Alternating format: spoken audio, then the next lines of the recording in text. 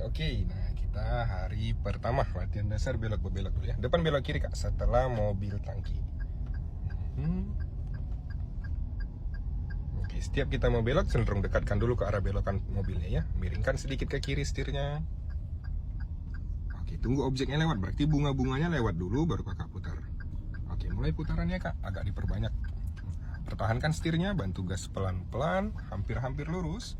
Panas setirnya. Lanjut lagi gasnya slow-slow. Oke, mantap. Depan kita putar balik ya. Nah, setelah becak ini kita putar balik kak. Nanti kalau becaknya udah mulai lewat, cenderung dekatkan ke arah belokannya ya.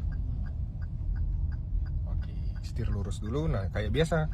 Spion lewat dulu kalau putar balik. Spion lewat, putar full 2 kali ke kanan. Mantap.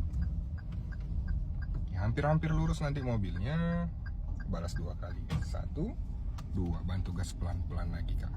Oke, sip.